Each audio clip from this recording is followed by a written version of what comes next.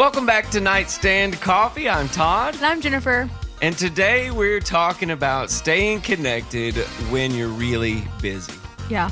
We're going to title it at the end because we were spending a lot of time trying to come up with a title. So we're wasting time with that. So let's get on this. Yeah, we'll figure out a title when we're done. But we definitely want to still remind you guys of our email address that we started, nightstandcoffee@gmail.com. Yes. So we want to hear from you. So if you have any questions or ideas or things you want to tell us about, we would love to hear from you about it. So don't forget about that. That's nightstandcoffee@gmail.com. There you go. Thank you, You're Mr. welcome. Voiceover. Can you say that really, really fast? Yeah. What? That really fast at the end of it. That's nightstandcoffee@gmail.com. Even better. Okay.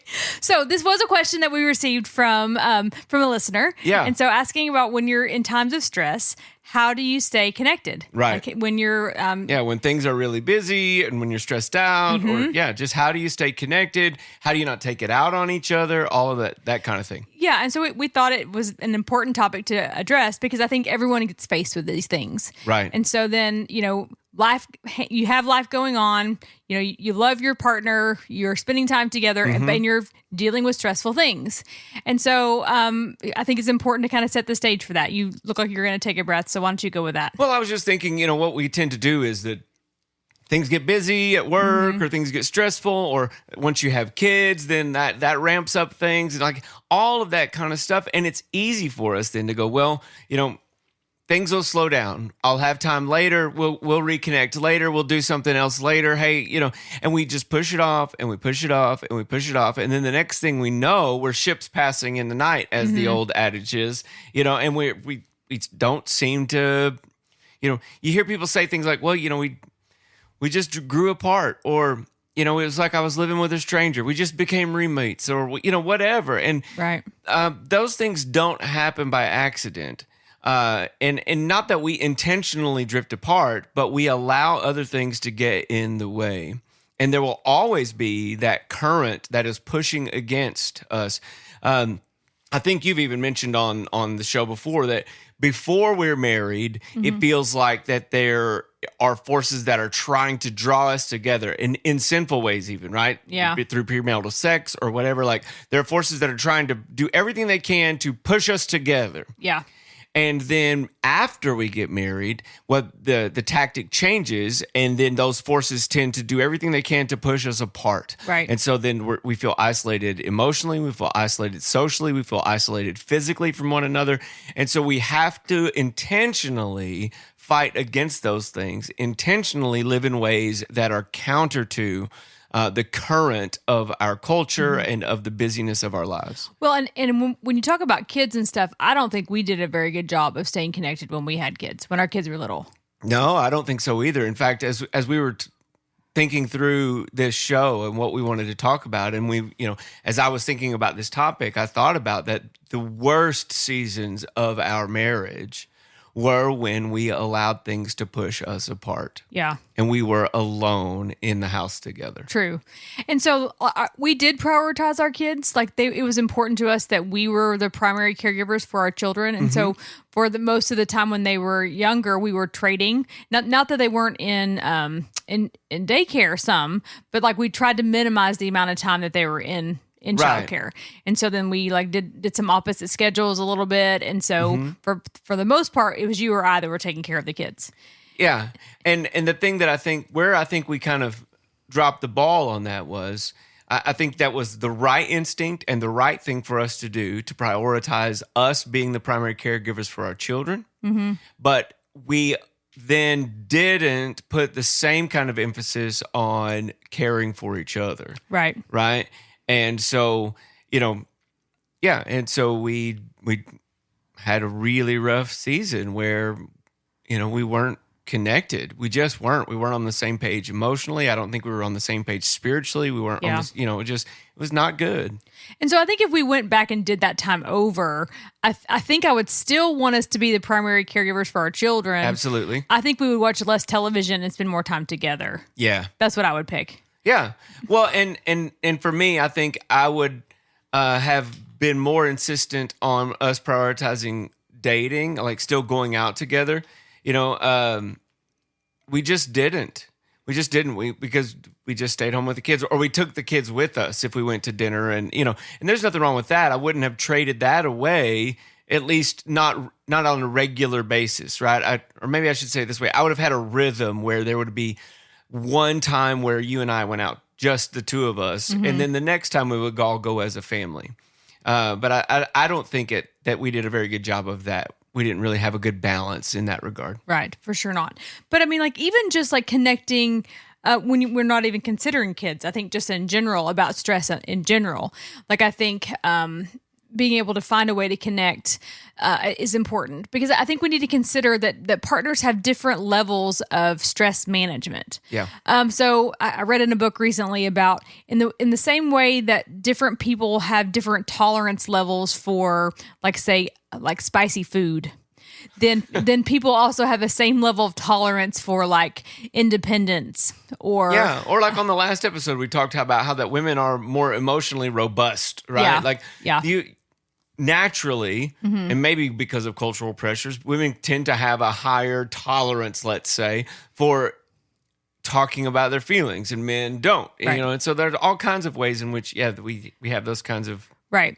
So like so sometimes when you're in a situation that you're not equipped for, and so, like, just true story, you had gone to lunch with your friend Mike Brillhart at T-Rack. Shout out Mike. Yeah. And so you can tell it's your story. Yeah, so Mike and I went to grab lunch, and we went to a local Thai food restaurant. Shout out T-Rack. I'm shouting out everybody today. We need a bell or a horn or something for name dropping. But we went to T-Rack, and we both ordered chicken pad thai. But I ordered a spice level of 8. By the way, it's a scale of 1 to 10, and I ordered a spice level of 8, and Mike ordered a spice level of 2. And when they brought the food to our table, they accidentally got our spices switched up. And so I'm sitting there eating my pad thai, Mike's pad thai, and I'm thinking, man, this is really not a very spicy 8. Meanwhile, Mike is starting to sweat, like I can see. And his face is red. His face is red. He's like, and he goes, I think I got your 8. And then, like, he just stopped eating, like he didn't, and he was not prepared for that. He didn't have the same level of tolerance for spice that I had. Right. And so he was very uncomfortable for the rest of the meal. And I think that's a perfect visual, right? for like when you think about, like, stress in life, because some people are really, you're ready to eat that spicy 8 and it wasn't going to do anything for you. Like, you're fine with it. And so, but Mike was not having it. And so, not that that's bad, but it's just like it's more prepared for that. Like, your body is more equipped for it. It's more exposed to that. There's more tolerance for it. And, like, maybe there's just some, I don't know, like, you're just predisposed for some of those things, right? And so you need to be mindful of that when you're dealing with your spouse. So how do we do that? That's what I was just about to ask you, is how do we make space for, how can we be aware of, and how can we accommodate our spouse's either higher tolerance for a little spice or lower tolerance for loneliness, right? Really, it's for lonely. That's what we're talking about, for isolation, for Well, is it what we're talking about? Because I think it's really about, like, because we're talking about stress, right? And being able to tolerate those things, and because we're saying those are so if you are experiencing stress, and so that you have a need to connect, right? Yeah. And so then, like, so we're talking about your ability to manage these things. So is this then a case where the person with a higher tolerance needs to be aware of the person with a lower tolerance, or is it both? Because, like, if, let's say I have a higher tolerance for stress in our relationship. I don't think I do, but anyway, let's for the sake of this argument. I have a higher tolerance for stress. We're not arguing. Yeah. I have a higher stress threshold, right? So, I may be dealing with a whole bunch of stuff, but we don't ever really talk about it because I'm cool, like, it's okay. I may mention it, but I'm not feeling disconnected from you because I've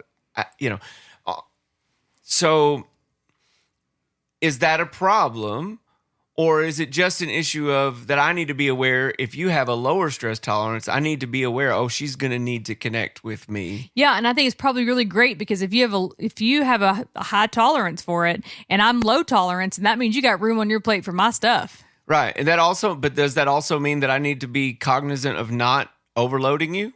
Not necessarily. I think it means you check in about those things. Because here's the thing, it's going to take a whole stinking lot for you to get overloaded that you would even and need. I feel like I need to vent. Yeah. Like it would take a lot then for you to be able to for your plate to spill over and need to be, for you to hit an 8, Yeah. It would take a long time. And so then, so that what that would mean for me is that whenever you need to start talking about your stress, that would be like an alarm bell almost to go, man, this is a big deal this because must be a big deal. Yeah, because he's talking about this, and so would the challenge for the high tolerance person be to not dismiss the lower tolerance, as like, oh, good grief, Absolutely. Yeah. So how do you do that? Well, you have to recognize that there is an imbalance for a reason. Right. But what I'm saying is, look, so if you're a lower tolerance stress person than me, there might be a tendency or a danger of me going, why in the world is that bothering her? That's nothing. Right. Mm-hmm. And I don't want to be dismissive. So how do we not do that? Well, I think it's one of those deals where you recognize this is my role in the relationship. Yeah. Is to be the one to bring calmness to this storm. Like the reason I'm here is to be the one that comes up and puts my arm around her and says, hey, we got this. This is okay. I'm sorry that this feels so big. We can do this together. Like that's your role here, And so then there will be something in the relationship where the roles are flipped, where that I'm the one that's bringing something to the table, right? Yeah. And so I don't know what it would be at this point, but there will be something. There's some yin and yang to this scenario here, and so maybe I would be the one that goes, all right, look alive. We got to get the show going here, right? And so there's something that would bring spunk to those things, and so then there will be a scenario where then my role would be very clear, as to what's going on here. And so I think, no, you don't belittle what they're going through, but you bring peace. Yeah. So how then? So the tendency for us then is to not do that. Like we don't show up for our spouse in the way that we need to sometimes. Yeah. Either because we're just busy and absent, right? Yeah. And we're not. I mean, I think sometimes of a dashboard, and you got all the gauges on the dashboard, and sometimes we're not paying attention, and the temperature gauge is going up, but we're looking at something else. I think that can be a tendency, because we're busy. It could be if we're stressed out ourselves, we don't feel like we can take on anymore. And so the question that was posed to us was, how do you stay connected? So how do couples stay connected in those kinds of seasons? And really, this could maybe just more generally, because I think if we just as a general rule are staying connected to each other, it spills over. Am I wrong, or what do you think? Well, I do think it's about having self-awareness, really, to be able to recognize that you need to be connected, right? That you have a need. Mm-hmm. And so in the same way that our bodies tell us that when we're hungry, we go and eat, and when we're tired, we go and sleep. Yeah. And when we feel disconnected, we should feel the need to go, hey, I need to connect to you. But often we say, I don't feel connected, so then we go and isolate. We do the opposite. We pull away. We feel like I'm not getting what I need from this person in my life. And so instead of saying, hey, I've not been spending time with you, or hey, I miss you, or hey, I feel like there's been something that's had your attention. I feel like you've been spending too much time at work, or hey, I've been feeling like you've been in the garage a lot, or hey, I've been feeling like you've been spending too much time with your friends, or hey, I feel like that you've been cooking too much stuff in the kitchen. Whatever it is, I feel like you've not been around. I haven't seen you. Instead of being able to express that, we go, well, they just don't want to spend time with me. I'm not important to them, and then they go and isolate. Well, and by the same token, I think I was thinking, we could also just join them, right? Sure. I mean, if you're in the kitchen cooking and I'm in the living room watching TV and I'm going, well, why doesn't she come in here and sit down with me? Well, this is a two-way street. I could also just get up and go in the kitchen and bake cookies with you, or whatever. I mean, sure. But there is a humbleness in that, though. There is an ability to say, hey, I need something from you. Yeah. And I think that takes some emotional health that not everyone has. that takes some emotional maturity to be able to say, hey, I need something from you. And I think that that's hard sometimes. I don't think that we had that for a long time. I don't think that we would have been able to do that for a long time.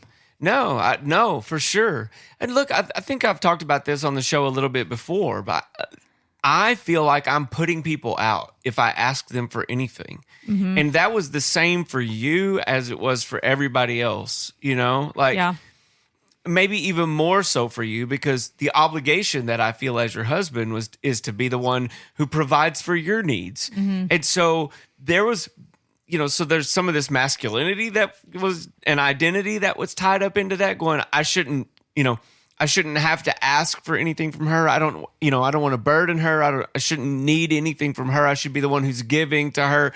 There's some of that. There's some of just my own personal kind of, I feel like I'm putting people out if I ask them to help me with something, all of those kinds of things.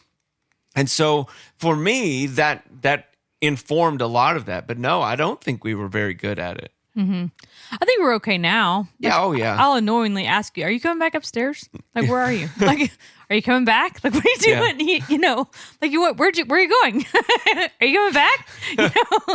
And so, yes, I just need to go and spit out this toothpaste that, because I couldn't stay at the sink long enough to finish brushing my teeth. Okay. Because here's the problem. I really have a hard time having a conversation without eye contact. I don't want you, it's hard for me to talk to you if we're not looking at each other. Maybe it's a job hazard. I don't know.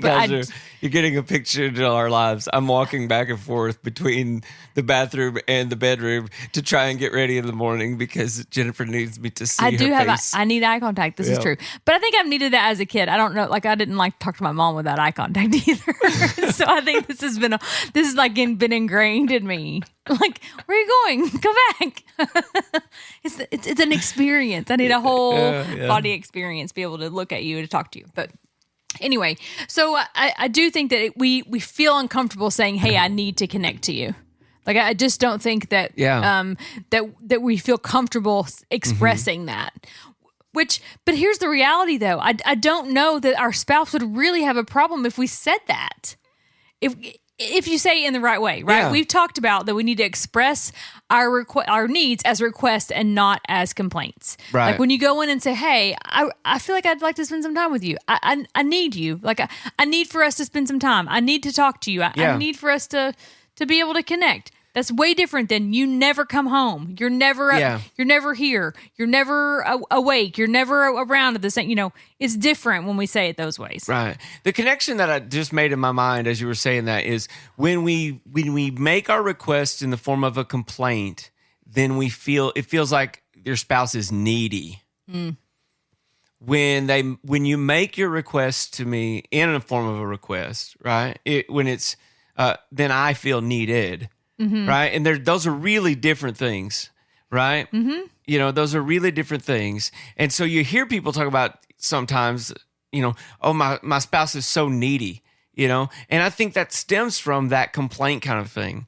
Like they just nag, that's the word that gets used a lot. They just nag me or, they just, but that's a much different thing than feeling needed by your spouse. Right. And so most of us don't mind feeling needed. No, we want to feel needed. Right. That feels really good when someone is able to say, hey, I want to connect to you. Yeah. I want to be able to do that. So why do you think it feels so hard to express that? I don't know. But I do know this, and I don't know if you'll remember this. We had a conversation and this is the first time I told you this, that sometimes I just needed a hug and I wanted you to hold me. I don't know if you remember the conversation. It was a big deal to me because that was the first time that I was able to express that to you. Mm-hmm. And we had been married for years, right? Mm-hmm. For years before I felt like I could be vulnerable enough to tell you that sometimes I just need a hug. And so it's such a small thing. And I don't know that you ever would have denied me a hug. Right. But I was afraid to ask for it. I don't remember that. Yeah, I didn't know that you would, and I'm not offended that you don't. Like, well, but I think it's key to notice that though. So here you were, like really, really worried about having to say that to me, and so like that felt super vulnerable on your part. And so to me, it didn't. I'm like, sure, I'll hug you. I don't have any problems hugging you. I hugged you today in church. I put my arm around you and like shrugged your little shoulder, right? You did. And so then like that doesn't bother me. Like I would be happy to do that. And so they're like it's not painful to me or problematic for me to be willing to do that. And so like, sure, babe, I'll hug you. That's not a problem at all.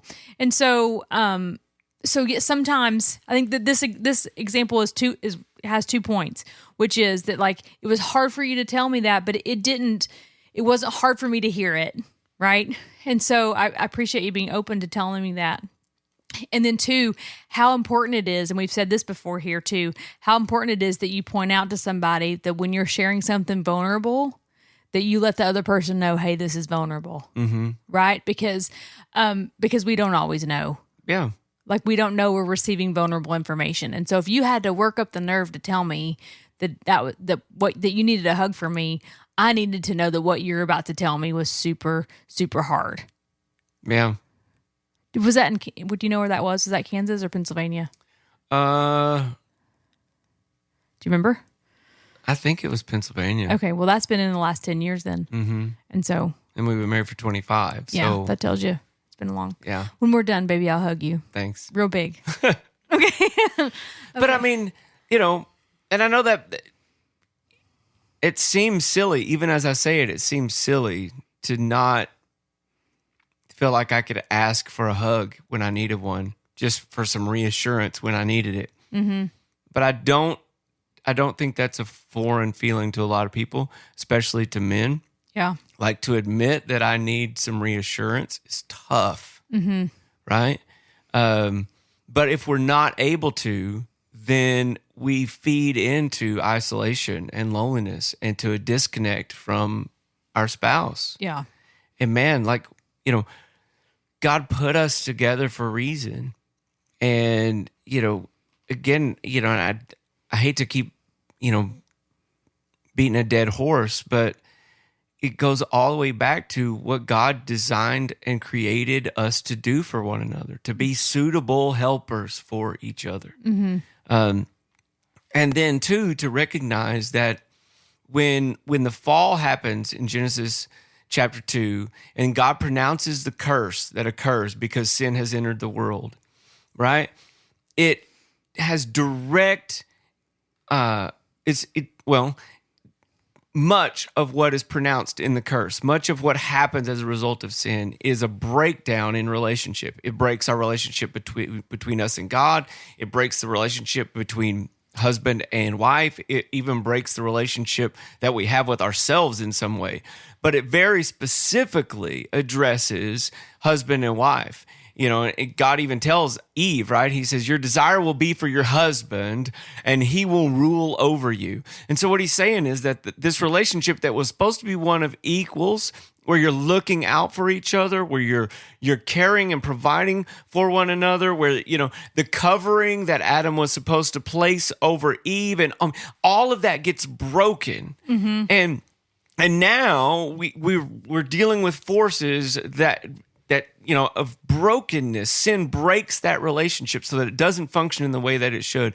And so that instinct that we have to pull back, to isolate from our spouse, to hide things sometimes, all of that is the result of sin, and it's the result of what happened at the fall. Like it's all part of the curse. And if we're going to be people who live as the people of God and who love as people of God and who have marriages that reflect who God is and the nature of, his kind of love, the agape love that, then we have to push against these things. Mm-hmm. We have to say, no, we're not going to be conformed to the pattern of the world. We're going to do things differently.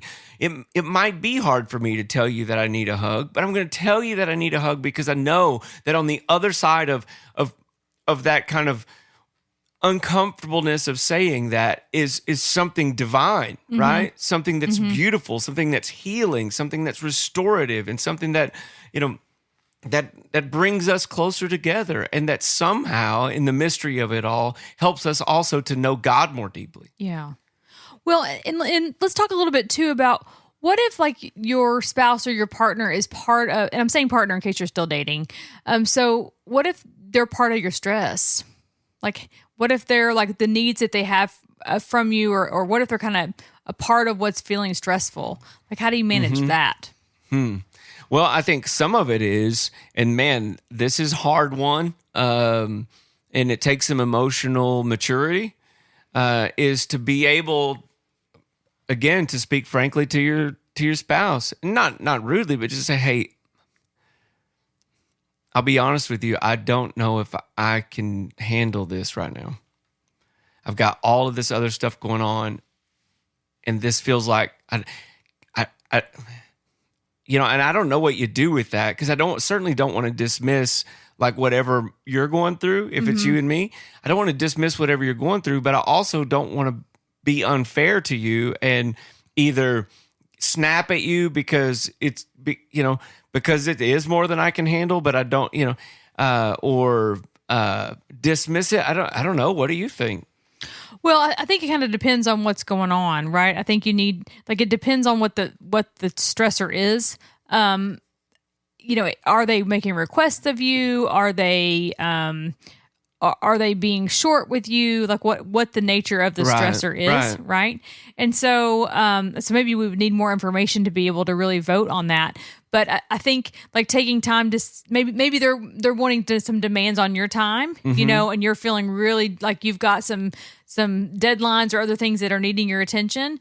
If it's like that, I think you being able to say, hey, well, I can't do that right now. I've got to take care of these things, but here's when I can spend time with you. Yeah. Like I've got like these 4 or 5 deadlines I've got to take care of. And so like I'm tied up till Tuesday, but Tuesday evening, I can hang out, or, on Wednesday, I'm sure I can spend time with you on Wednesday, but these are the things that I have to take priority.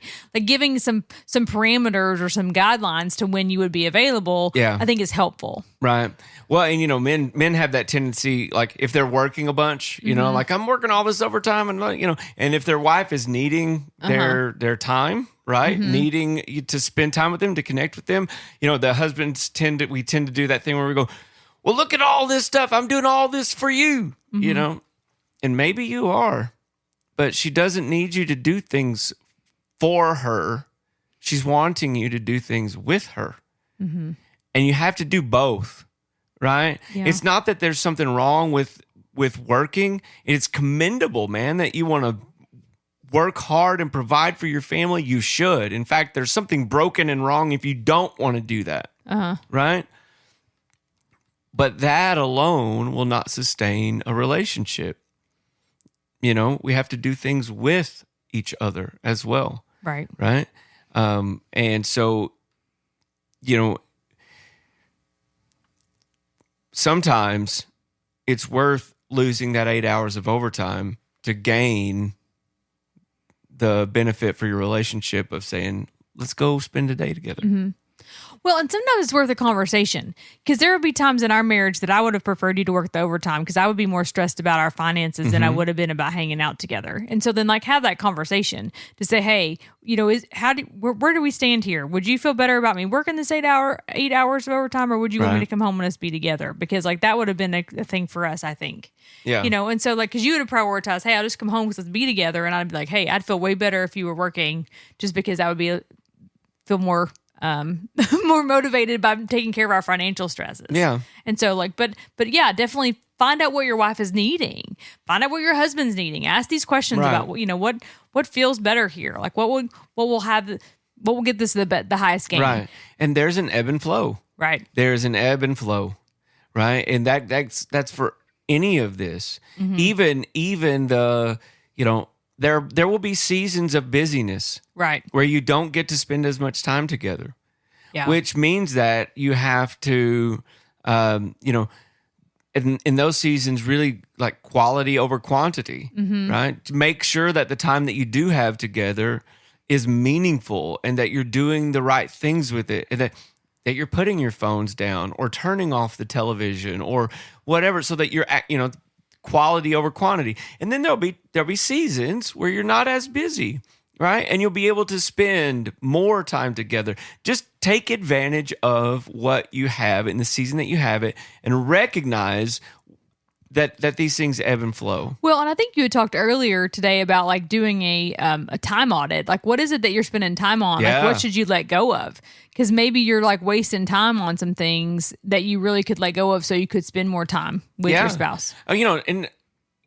this is something that I've been convicted of, not just for our marriage, but like I think of it in terms of even the time I'm spending with God, or just what I'm wasting my time on, Yeah.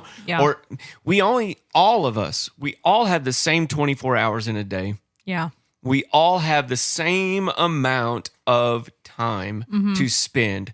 Like, there's no one who's richer in that currency than anybody else. We all have 24 hours. And I know for me, I'm super convicted when I really look at when I really take an honest look sometimes at how I choose to spend my time. How much of it is sometimes spent, doom scrolling on TikTok, or, watching memes on, reels on Instagram, or, whatever, right? Yeah.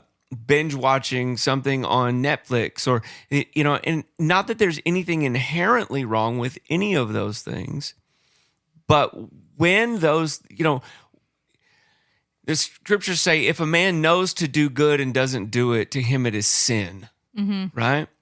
There are good things. There are better uses of my time. Sure. That I am not doing, right? I know to do good, but I'm not doing it. That's sin. That's how sin operates in our lives. And so the same is true in our relationship, in my relationship with you. Like, if there are things that I know that I should be doing, if there's a good thing that I should do and I choose not to do it, then, I shouldn't be surprised when the result of that is that we feel separated and lonely and disconnected from each other. Right. And so, I think that would be a great tool for a lot of us to do a time audit. Like, take account of what you're doing every hour during the day. Write down what you spent that hour doing. Well, I think the fastest one is just do a screen time. Look at your screen time on your phone. Yeah. That's the most what's going to, catch everything, and see where are you spending your most time. You'll be surprised at how much like stuff you're on. Yeah. They'll tell you. Because like most of your time is probably captured on your phone, for the day. And so what you said, to do an audit where you write down what you're doing if you're not on your phone, but to keep track of those things. But you'd be surprised at where you're wasting your time. Right.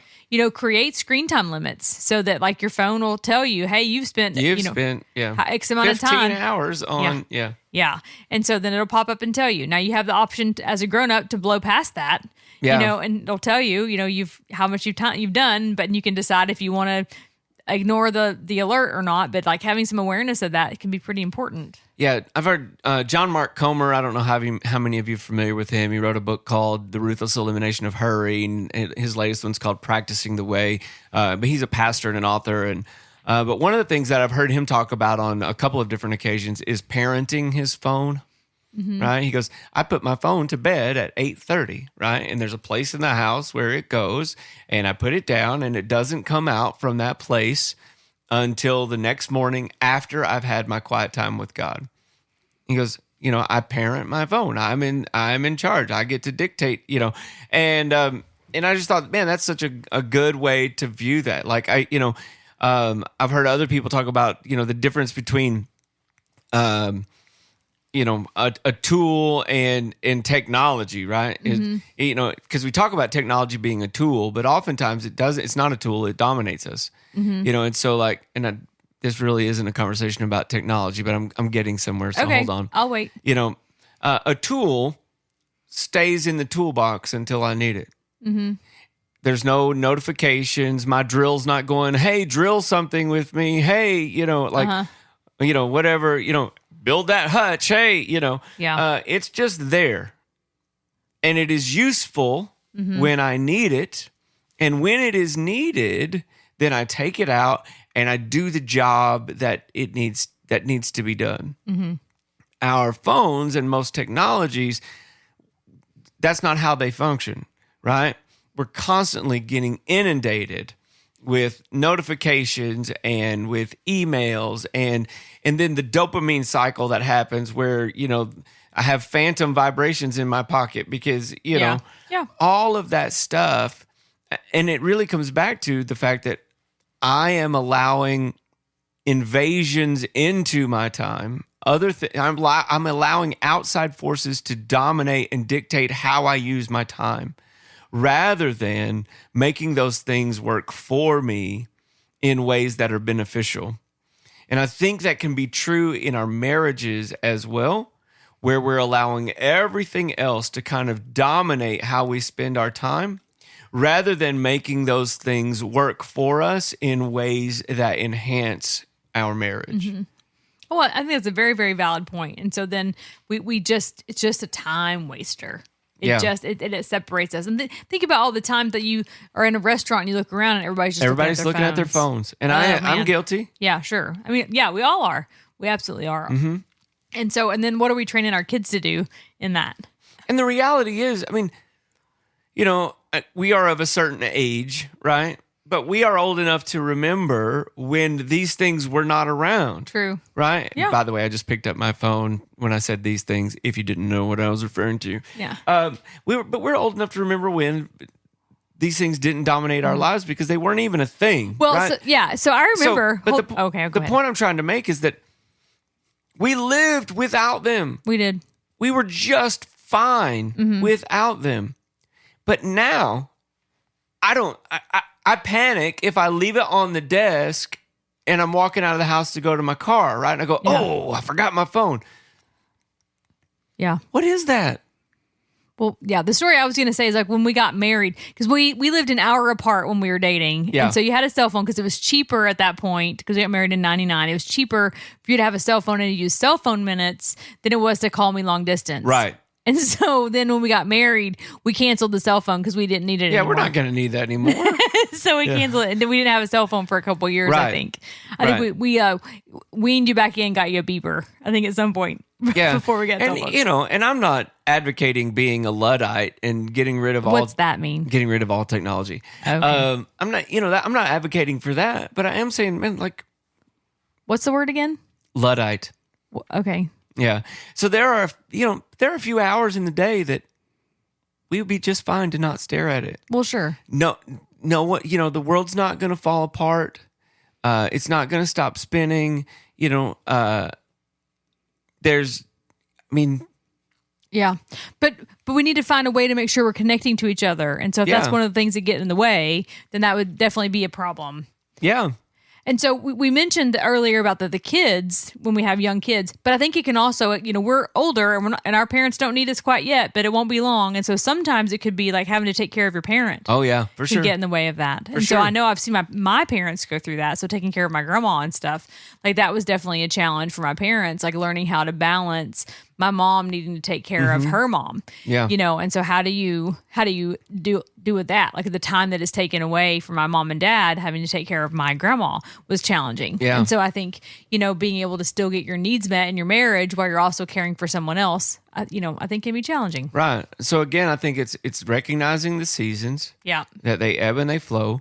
And then I think, I know that we talked about this on an episode a while back, but debrief daily, date weekly, and depart monthly. Yeah. And so like keep those rhythms built in. Mm-hmm. And you can debrief daily. One of the good things about technology, right? You can debrief daily even if you're on opposite sides of the planet. Yeah. Right?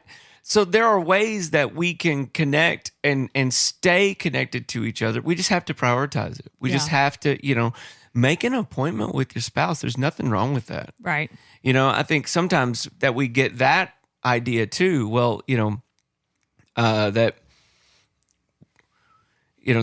those things are just going to magically happen. We're just going to, especially when you're dating, you think, well, when we're married, we're just going to be together all the time. And no, you're not. Right. You're going to live in the same house and you're going to most nights sleep in the same house together. Right. And all this, but that doesn't mean you're going to have more time with or for each other. Right. You have to make it happen. When you're dating, you tend to make it happen. Right. Right. True. but we stop doing it after we get married because we assume, well, we're just going to be together all the time. And so then we quit doing the things that drew us together in the first place, and then we act shocked when we drift apart. Right. And so again, I want to go back to when we're hungry, we go eat. When we're tired, we go sleep. And so when we need to connect to someone, we should just say it. We should let them know. Yep. Right? Like don't go hungry. Don't go isolate. When you need your person, let them know that you need them. Yeah. And I can't remember what it was. I don't remember what I was irritated about. I can't remember what we were kind of chipping at each other. And I can't even remember what we were. Was it recent? No, it's been a while back. Okay. But I remember I had this aha moment kind of in the middle of it where I recognized, oh, really, I just miss Jennifer. And I think I stopped and said, I just miss you. I just need to spend some time with you, but there were these other little things that I was ranting about. But really it was because I can't remember what it was, but I felt whatever I was complaining about, I felt like that thing was getting your attention. Okay. Right. Sure. And so then I was like, oh, wait. It's not really that thing. It's that I need some time with my wife.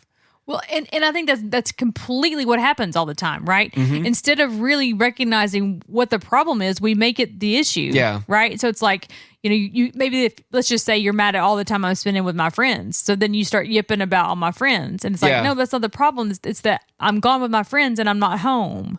Because I'm not spending time with you. So then you're yipping about you're never home. You're all doing, you're never around. I don't see you all the time, blah, blah, blah. When the reality is, hey, I'm feeling like I'm not getting to spend any time with you. If you can take a minute and go, what is this really about? And you talk about what it's about, that's when the problem gets solved. Yeah. But it's kind of like, it's the whole Wizard of Oz thing at the end of the movie where Pay it's no like, attention to the man behind the curtain. Right. Yeah. And so it's like, if you can figure out what that man behind the curtain is and talk about the man behind the curtain, that's when the problems get solved. I mean, it's like if you're burning something on the stove and the smoke alarm starts going off, and instead of taking the thing off the stove, you go take the battery out of the smoke alarm. Right. It's like, that's not the problem. The smoke alarm's not the issue. Right. Yep. Go to the stove. In fact, the smoke alarm is going off because there's something else that's, there's a problem. There's, Right. And so you got to make the issue about the issue. Yeah. Not about the smoke. And so that's, totally good stuff. And so that's absolutely accurate. And so your marriage will get better. Your relationship will get better when you can start talking about the issue and not about what it's not about. Yeah. It's a big circular thing to say that. But. So, the kind of axiom in therapy, the what's mentionable is manageable thing. Like, if you can talk about it, you can manage it, right? If you guys can, if for all of us, if we're able to talk about these things and express them, then we can handle it together. Right. But we're supposed to lift the load together. Right. And so we have to just... Well, and if this is new, like, talking about these things can be new, just be patient with one another. Yeah. While you're trying to figure it out and trying to find the words and trying to discuss it. Like, just be patient. Yeah. And be kind about it. It's like, this is new and awkward and kind of stumble. Think about a toddler trying to walk. Like, you fall down quite a bit. Yeah. And like, you grab a hold of things and it takes a little while before you stand on your feet, and it just gets, you're wobbly for a little bit. Take your time. Figure it out, but keep getting back up and keep trying, because it's just kind of awkward for a little bit. Yeah. But do your best. Take your next step. Absolutely. Okay. No tagline yet. Till next time. We have no tagline. This is Nightstand Coffee. Bye, guys.